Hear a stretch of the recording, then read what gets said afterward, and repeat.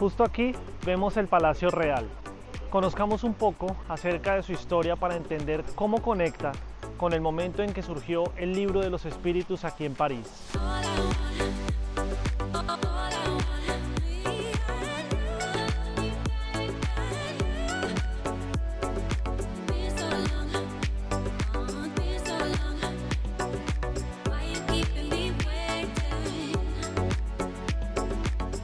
En 1780, Luis Felipe II de Orleans, duque de Chartres, que sería duque de Orleans tras la muerte de su padre en 1785 y conocido como Felipe Igualdad durante la Revolución Francesa, recibió la entera propiedad de todo el Palacio Real.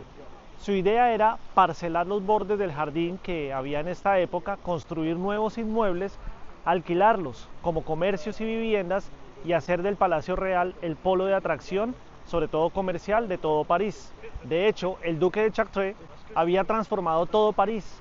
El Palacio Real se convirtió entonces en el centro del comercio de la capital. Unas 180 tiendas atrajeron a una multitud considerable y en el jardín se organizaron 3 filas de sillas para todos los visitantes. Para el comercio, el éxito derivaba de la abundancia y de la variedad de las mercancías que se ofrecían aquí. La densidad de tiendas era increíble, casi 400 tiendas para todo el Palacio Real. Había tiendas de lujo, especialmente de joyería y relojería, pero también habían sastres, empresas de alimentación con productos exóticos y también productos seleccionados, 3 salas de lectura, un establecimiento de baño. Los sastres se encontraban principalmente en la Galería de Madera, donde también se encontraban los libreros. Las librerías eran alrededor de 14 y los vendedores también se encontraban los que vendían cuadros grabados. Más adelante Fontaine, arquitecto de confianza de Napoleón, también de Luis XVIII, planteó a inicios de 1817 el proyecto de finalización del Palacio Real, el cual duraría 18 años y costaría 11 millones de francos. Eso era una cantidad descomunal de dinero para esa época.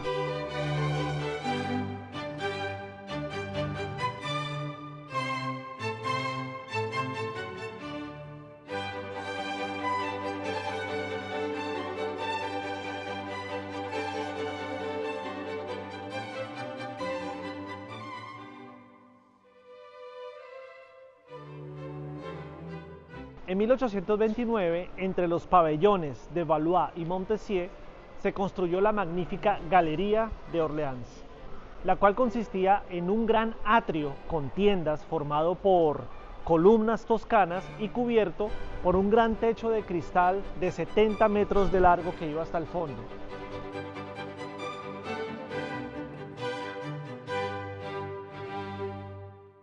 Tras su terminación en 1831, el palacio obtuvo el aspecto que con ligeras modificaciones aún conserva actualmente. Sin embargo, en 1933, es decir, 100 años después, se hizo una drástica transformación de la Galería de Orleans. Esta galería, que era una de las más bellas de París, albergaba la administración colonial.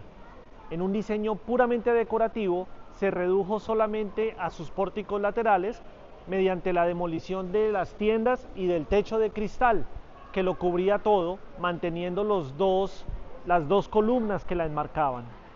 El comercio aquí en las galerías, que se había mantenido en el siglo XIX, colapsó lentamente durante el siglo XX para luego experimentar un resurgimiento a principios del siglo XXI. En este lugar, aquí en la Galería de Orleans, se encontraba la zona de locales comerciales donde estaba funcionando la librería Dentu, en el local número 13. Esta fue una librería familiar, iniciada por Jean-Gabriel Dentu, nacido en 1770 y falleció en 1840. Luego la heredó su hijo, Gabriel André Dentu, quien vivió entre 1796 y 1849. Finalmente la continuó Eduardo Dentu, nacido en 1830 hasta 1884, siendo enterrado también en el cementerio de Père Lachaise. Eduardo fue quien trasladó el local de la Galería de Madera, que era aquí cerca, a la Galería de Orleans. Este fue un lugar famoso de encuentros, de debates literarios a finales del siglo XVIII. Pero cuando el Boulevard de París empezó a destronar a el Palacio Real como el centro del comercio, Eduardo Dentu movió la librería al Boulevard de los italianos. Finalmente, el 1 de agosto de 1896, las tiendas de venta y las oficinas de la librería Dentú se trasladaron al número 78 del Boulevard Saint-Michel. Eduardo Dentú hacía parte de la tradición familiar de apoyar a aquellos autores que representaban un pensamiento libre y además opuesto, o al menos no alineado del todo, con el establecimiento de la época, político, religioso, social. Ese tipo de situaciones incluso le costó a su padre y varias multas y hasta un par de estancias en la cárcel por sus ideas revolucionarias. Era muy difícil para este tipo de literatura encontrar editores que quisieran entregar al mundo obras librepensadoras. Sin embargo, para Allan Kardec fue una verdadera bendición haber encontrado en Eduardo Dentú no solo a un ferviente convencido de las ideas y de las realidades del espíritu inmortal, sino también a un amigo incondicional.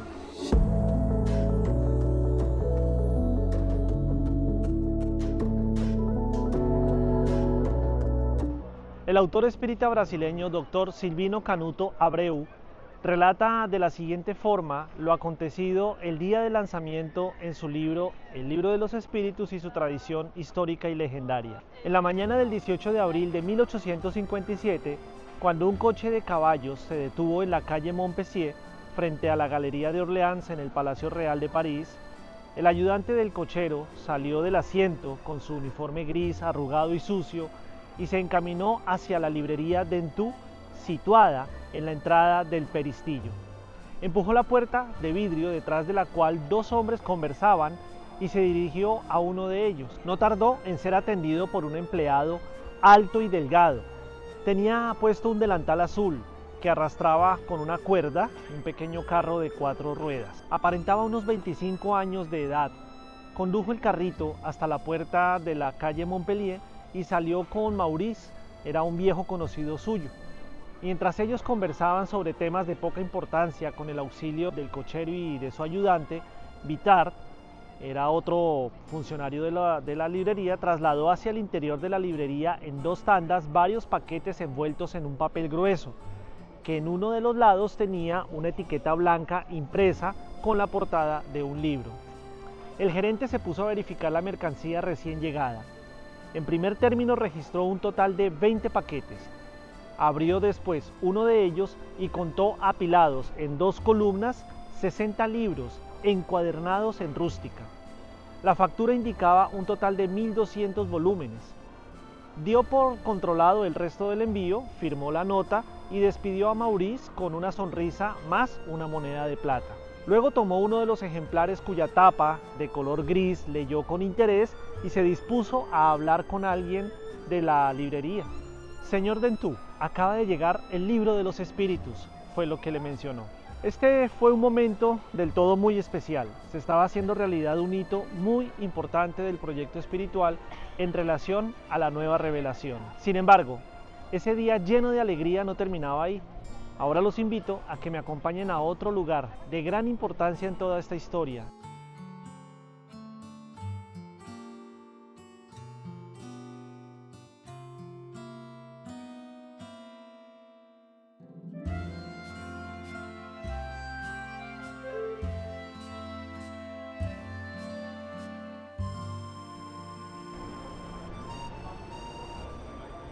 Bueno, ahora estamos aquí en la calle de los Mártires y justo en esta casa que acaban ustedes de ver, que es la número 8, era donde residía Allan Kardec y su esposa Amélie Boudet en la época del lanzamiento del libro de los espíritus, en el año 1857.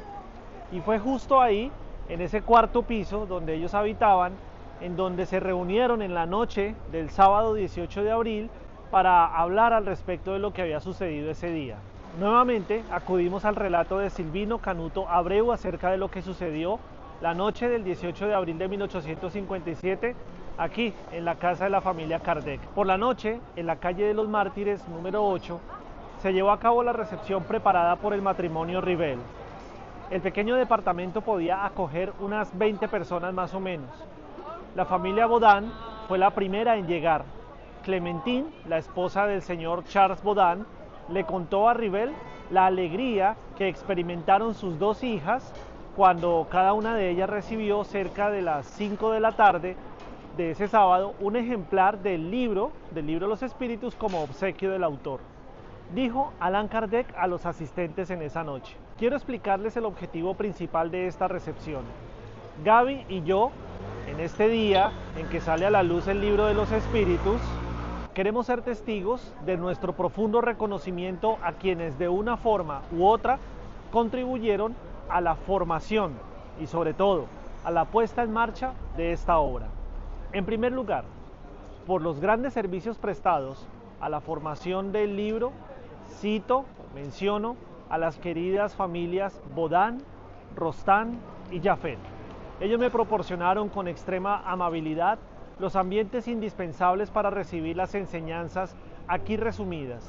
Antes de conocer las leyes que rigen el mundo invisible, en sus relaciones con los hombres, podríamos atribuir al azar nuestro encuentro con estos buenos amigos, pues a sus reuniones asistía cualquier persona que tuviera carta de presentación. Ahora, sin embargo, sabemos que en este mundo material nada importante nos sucede por mera coincidencia, a pesar de nuestro libre albedrío. Y nada más fue más importante para Gaby y para mí que las enseñanzas recibidas en estos 3 hogares espíritas. De hecho, no nos aparecemos ante ellos por casualidad, sino por una llamada de la providencia.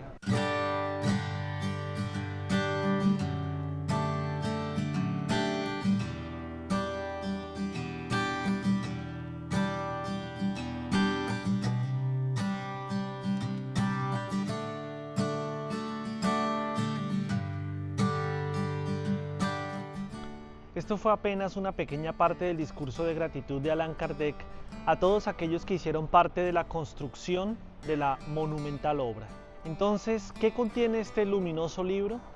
En síntesis, contiene, conforme dice el frontispicio de la obra, los principios de la doctrina espírita sobre la inmortalidad del alma, la naturaleza de los espíritus y sus relaciones con los hombres, las leyes morales, la vida presente, la vida futura y el porvenir de la humanidad.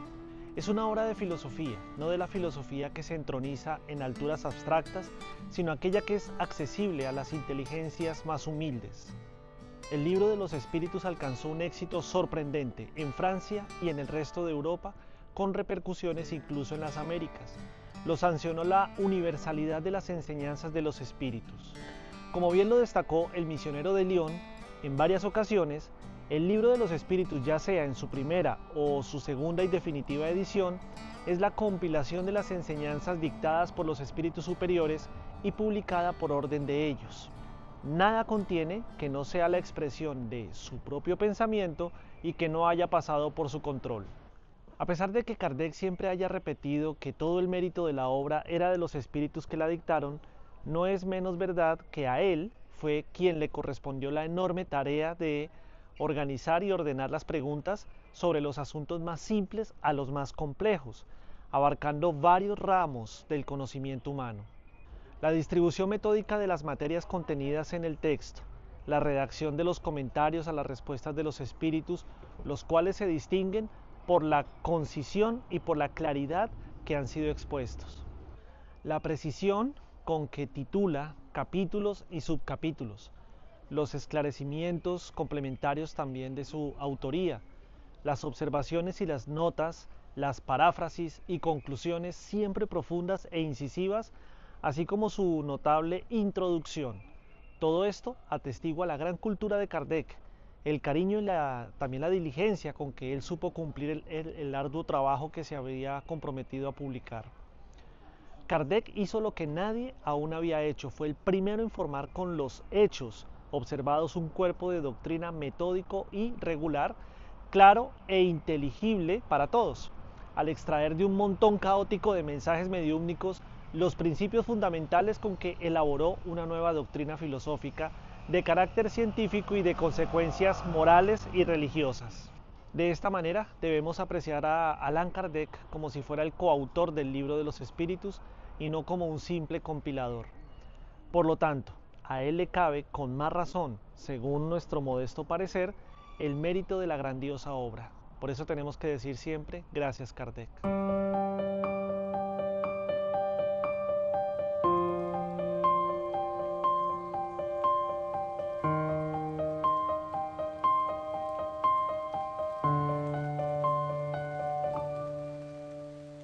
Después del lanzamiento del Libro de los Espíritus en 1857, Kardec siguió trabajando en la construcción del resto del cuerpo doctrinario del espiritismo. Surgió entonces en 1861 el Libro de los Médiuns, en 1864 el Evangelio según el Espiritismo, en 1865 El cielo y el infierno o la justicia divina según el Espiritismo y en 1868 la Génesis. La obra ya estaba concluida, en su mayoría, y el momento del retorno del maestro se acercaba. Un documento encontrado donde Allan Kardec se dirige al señor Judemur deja en evidencia los quebrantos de salud que venía padeciendo desde hace unos años. Esta carta fue enviada en 1865 cuando Kardec tenía 61 años. Decía lo siguiente: desde el 31 de enero he estado muy seriamente enfermo en razón de la fatiga causada por exceso de trabajo. He sido acometido por un reumatismo interno que se ha extendido al corazón y a los pulmones y que exige muchos cuidados. Aún no he puesto los pies fuera del cuarto, aunque ahora estoy mejor, pero apartado de mi correspondencia, de mis compromisos y con la condición de ser más prudente en el futuro. Pienso que de aquí a poco tiempo voy a poder retomar el curso de mis trabajos, que han sido interrumpidos por fuerza mayor. Un hecho muy interesante sucedía en París el 23 de abril de 1866.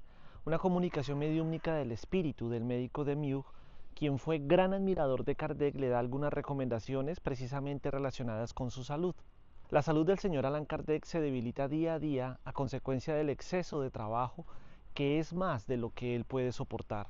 Me veo la necesidad de repetirle nuevamente lo que ya le he dicho muchas veces. Necesitáis de reposo, las fuerzas físicas tienen un límite, que transponéis en vuestro deseo de ver progresar las enseñanzas que esparcís. Estáis errado porque al proceder así no aceleráis la marcha de la doctrina, sino que arruinaréis vuestra salud y os veréis en la imposibilidad material de concluir la tarea que habéis venido a cumplir en este mundo. Creedme, dejad para más tarde las grandes obras destinadas a complementar la obra que está esbozada en vuestras primeras publicaciones. No os hablo solamente en mi nombre, aquí os hablo en nombre de todos los espíritus que tan poderosamente han contribuido en la propagación de la enseñanza a través de sus sabias instrucciones. El exceso continuo de actividad cerebral, que el agotamiento de su constitución física le contraindicaba, hubo cortado el hilo de su existencia.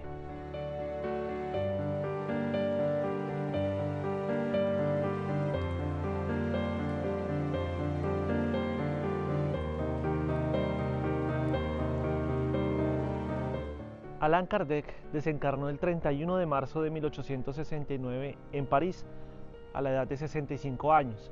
El mismo día, el señor Müller se expresaba así en una carta al señor Finet, que enviaba con noticias acerca de la desencarnación. 31 de marzo de 1869. Amigos, he aquí algunos detalles. Él ha muerto súbitamente esta mañana entre las 11 y las 12 horas al entregar un número de la revista espírita al empleado de una librería que venía a comprarlo. Se desplomó sin proferir ninguna palabra. Estaba muerto. Solo, en su hogar, en la calle Saint-Étienne, Kardec ordenaba sus libros y papeles para la mudanza que ya había comenzado y que debía terminar mañana. El conserje, a gritos de la criada y del empleado, corrió para ayudar. Lo levantaron, pero nada más pudo hacerse. Deland acudió a toda prisa, lo friccionó, lo magnetizó, pero también fue en vano. Todo estaba consumado. Henry Sauce hace referencias a los grandes y variados encargos de Allan Kardec, a los esfuerzos físicos e intelectuales que ya le venían perjudicando la salud, y citaba también las recomendaciones de los espíritus en el sentido de que él moderase sus actividades a fin de poder concluir la obra de la cual era responsable.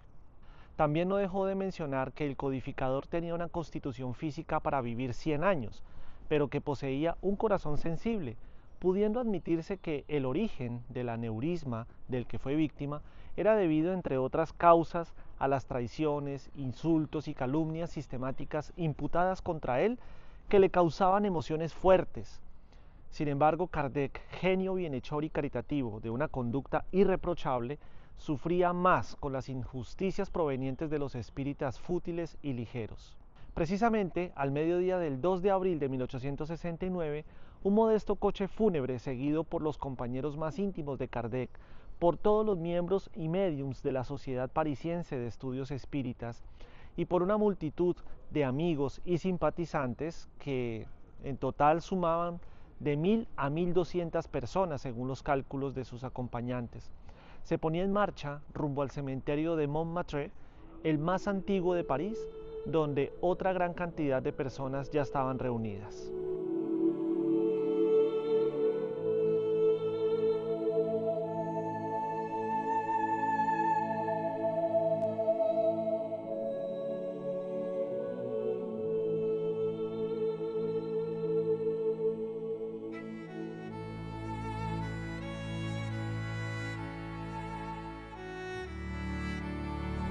El 31 de marzo de 1870, un año después de su desencarnación, alrededor de las 2 de la tarde, los espíritas aquí en París inauguraban este monumento dolménico erigido en memoria de Allan Kardec.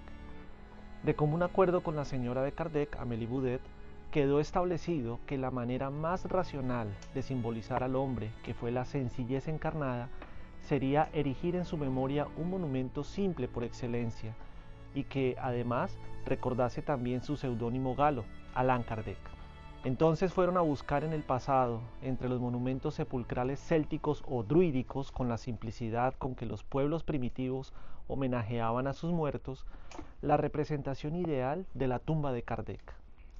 Amélie Boudet confió la dirección del proyecto de la construcción de un dolmen a una comisión cuyos trabajos deberían primar profundamente por la simplicidad, también por la universalidad y por la eternidad. Aquí en el cementerio de Père Lachaise se eligió un terreno y una vez realizada la compra se procedió a adquirir las piedras necesarias para erigir el dolmen, las cuales pesaban en su totalidad más de 30 toneladas. La comisión, obedeciendo a un diseño del señor Seville, encargó al señor Capellaro la ejecución de un busto de Allan Kardec en bronce. Entre muchos discursos pronunciados al pie de su tumba resaltamos una parte, las palabras proferidas por el eminente Camilo Flammarion. Abre comillas, Allan Kardec era lo que yo llamaré sencillamente el buen sentido encarnado.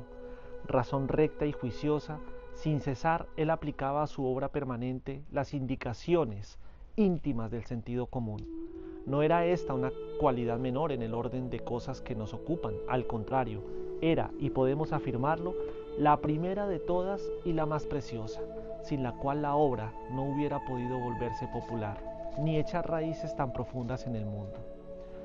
Ahora, tú has regresado a ese mundo de donde hemos venido y recoges el fruto de tus estudios terrestres. Tu envoltura duerme a nuestros pies, tu cerebro se ha extinguido, tus ojos están cerrados y no volverán a abrirse, tu palabra no se dejará escuchar más. Todos sabemos que nuestro cuerpo ha de llegar a ese último sueño, a la misma inercia, al mismo polvo. Pero no es en esa envoltura que ponemos nuestra gloria y nuestra esperanza. El cuerpo cae, el alma permanece y regresa al espacio. Nos volveremos a encontrar en un mundo mejor y en el cielo inmenso en que han de ejercitarse nuestras más poderosas facultades, continuaremos los estudios para cuyo desarrollo la Tierra no es más que un palco muy reducido para contenerlos. Preferimos saber esta verdad a creer que yaces totalmente en ese cadáver y que tu alma se haya destruido por la cesación del funcionamiento de un órgano. La inmortalidad es la luz de la vida, como este sol brillante es la luz de la naturaleza. Hasta la vista, mi querido Allan Kardec, hasta la vista. Y así como está escrito en este dolmen, decimos: nacer, morir, renacer de nuevo y progresar sin cesar. Tal es la ley.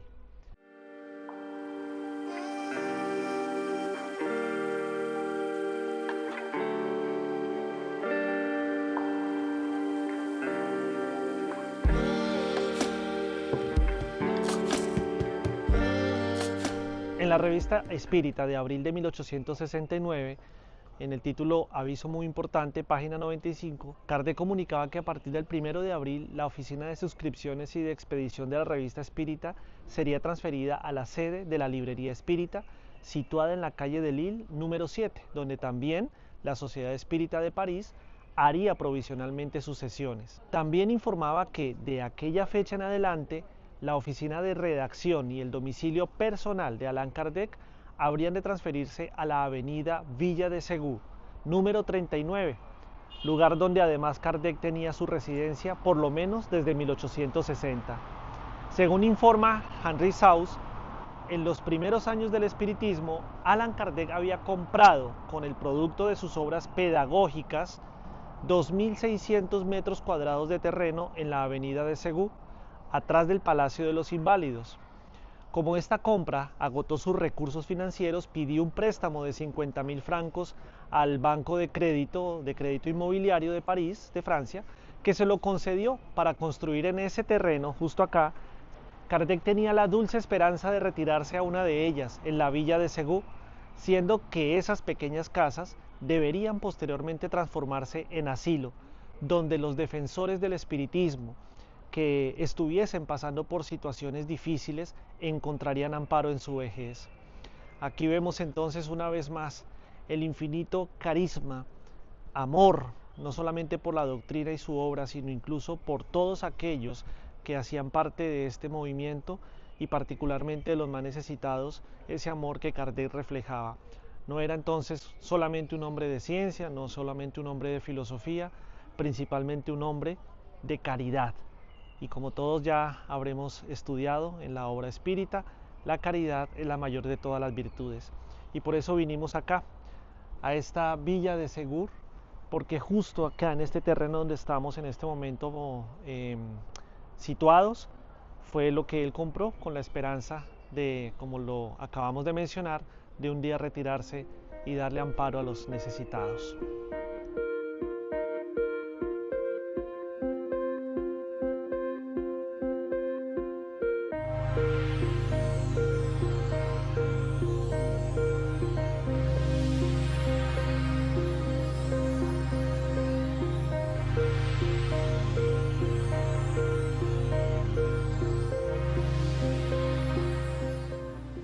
Todo esto que hemos hecho durante este recorrido por Europa y particularmente por estos países que vieron cómo Hipólito León de Nizar-Rivel, Allan Kardec, iba surgiendo hacia su propósito fundamental, que era codificar la doctrina espírita, es en razón de la gratitud, del respeto que tenemos hacia él por la persona que representó y por la obra que lideró y que sigue liderando desde la espiritualidad.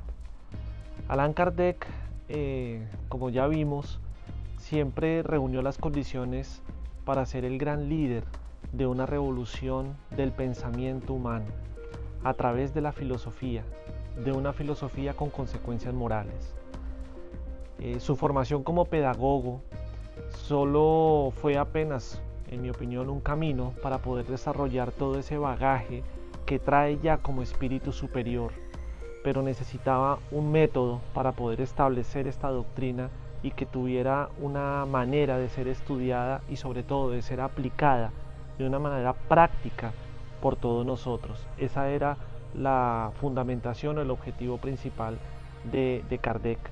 Y justamente parte de lo que representaba su pensamiento, la estructura de su pensamiento para abordar este tipo de conocimientos, lo tenemos reflejado aquí en la base donde está instalado el busto en bronce, y dice que todo efecto tiene una causa, todo efecto inteligente tiene una causa inteligente, y el poder de esa causa está en razón de la grandeza del efecto. También queremos rendir ese homenaje a nuestra querida Amélie Gabrielle Boudet, porque sin ella probablemente Kardec no hubiera tenido la fuerza, el soporte, pero también la disciplina que le aportaba esta gran mujer para poder llevar a cabo la obra de la codificación de la doctrina espírita.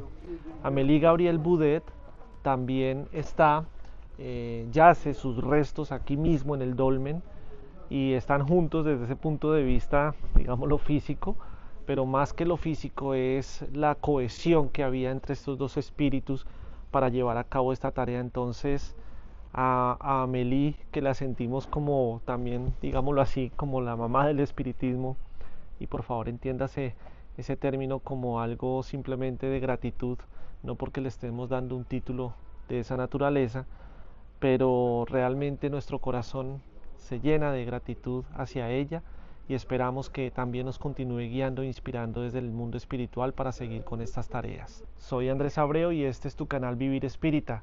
Gracias por haberme acompañado en esta serie que empezó en Estados Unidos, en Hydesville, y que está terminando justo aquí, en París, recorriendo los pasos del regreso de Jesús a través del espiritismo, asimismo recorriendo los pasos de Allan Kardec. No olvides dejar tus comentarios y tu like, serán muy apreciados por nosotros y así nos ayudarás a llegar a más personas que quieran aprender, conocer y practicar la doctrina espírita. Nos vemos pronto, hasta una nueva oportunidad.